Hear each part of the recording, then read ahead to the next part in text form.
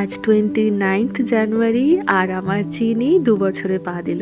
এই বিশেষ দিনে সকালবেলা থেকেই ভীষণ ব্যস্ত। পুজোটা আগে সেরে নিয়েছি, তারপরে আমাদের রানী এখন যাবেন স্নানে। দেখি দেখি দেখি, এটা কার, এটা কার, এটা কার, এটা নানুর। হাই হাই হাই হাই, ও নিজেই খুলবে। ওয়াও, হাই ওয়াও, নিজেই বলছে এটা কি? হ্যাঁ, আচ্ছা দেখি। ওয়াও, জামা।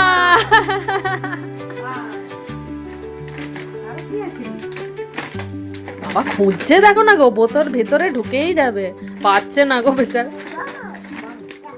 হাই হাই, রয়ে গেল তো, ওটা বের করতে পারেনি। এইটা পরিয়ে দাও, হ্যাঁ এইটাই পরিয়ে দাও, এটা ভালো লাগে। দেখো না হ্যাঙ্গার নিয়ে কিরকম। জামা।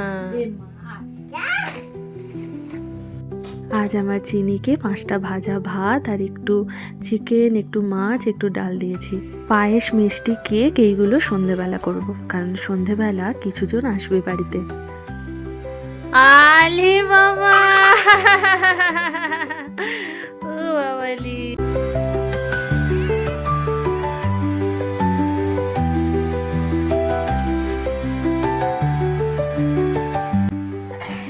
ওয়াও, ভালো। খাও খাও খাও খাও খাও। ওয়াও,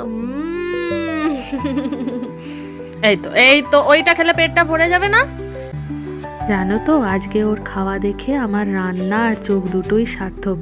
বিশ্বাস করো, এত তৃপ্তি করে আমার সোনামাটা খেয়েছে। ওর যেটা পছন্দ নিজের মতো করে ও খাচ্ছে। আজকে কোনো বাধা নিষেধ নেই, সব কিছু ও নিজের মতো করে খাচ্ছে, নিজের হাতে খাচ্ছে।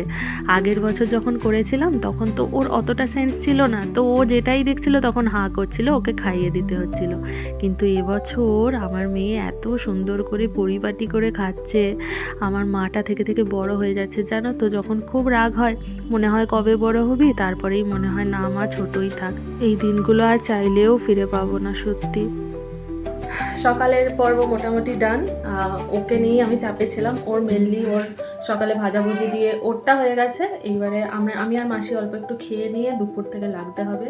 আজকে সন্ধেবেলা একটু ছোট্ট একটু অ্যারেঞ্জমেন্ট করার আছে, কিছুজন আসবে। আমরা একটু মানে পেটটা ভরানোর মতো খেয়ে নেবো, তারপরে আবার দুপুর থেকে লাগতে হবে। তোমাদের সাথে আবার দুপুরে দেখা হবে। এখন